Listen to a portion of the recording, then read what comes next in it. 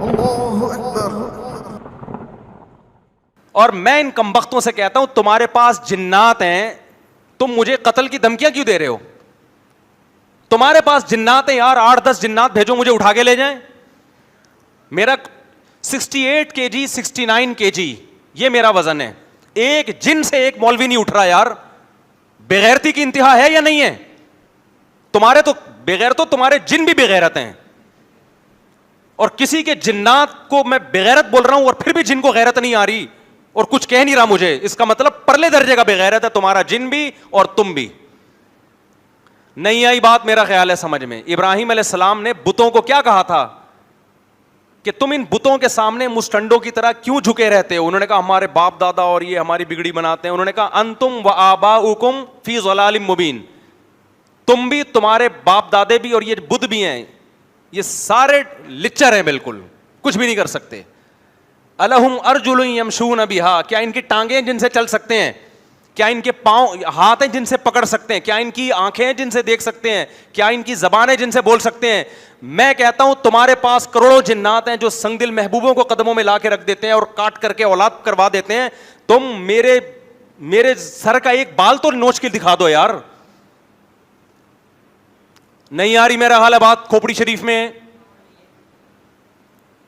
کھوپڑی ہوگی تو باتیں کھوپڑی میں آئیں گی.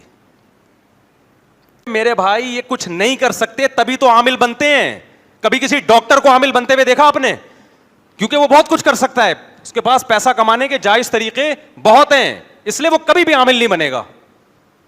کوئی اچھا حکیم ہو نا, 2 نمبر حکیم نہ ہو, وہ کبھی بھی عامل نہیں بنے گا, کیونکہ اس کے پاس ایک پیشہ ہے لوگوں کا علاج کرنے کے لیے, وہ کبھی بھی عامل نہیں بنے گا. کوئی مفتی ہو, عالم ہو, کبھی بھی عامل نہیں بنے گا. وہ آپ کہتے ہیں وہ تو فلاں حضرت مفتی صاحب عامل ہیں, وہ مفتی نہیں ہے, اس نے جھوٹ بول کے اپنے نام کے ساتھ مفتی لگا لیا ہے.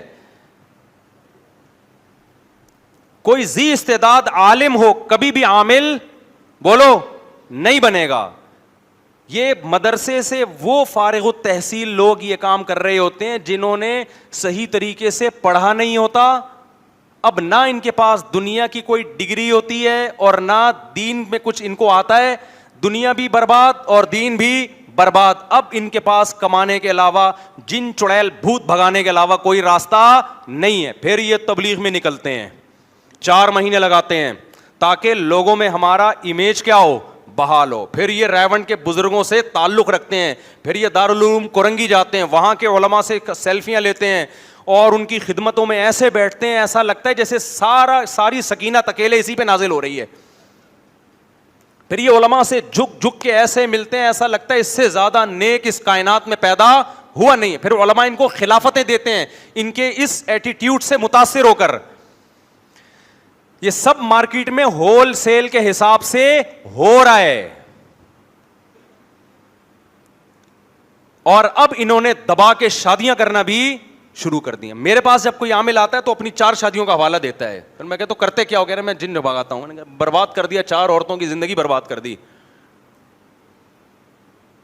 ایک دفعہ کوئی عامل آیا, کہہ رہی میری 3 شادیاں ہو گئی اور میں چوتھی کے لیے فلاں جگہ پیغام بھیجا ہوا ہے میں نے, اور میں عملیات کرتا ہوں اور آپ سے بڑا متاثر ہوں. جس کے یہاں پیغام بھیجا تھا میں نے کو پیغام بھیجا, میں نے کہا رشتہ نہیں ہونے دینا اس کا, یہاں بتا رہا ہوں یہ 2 نمبر آدمی ہے اور برباد کرے گا زندگی. بتا دینا چاہیے نا, اگر کوئی جان پہچان ہو توڑوا دی الحمدللہ.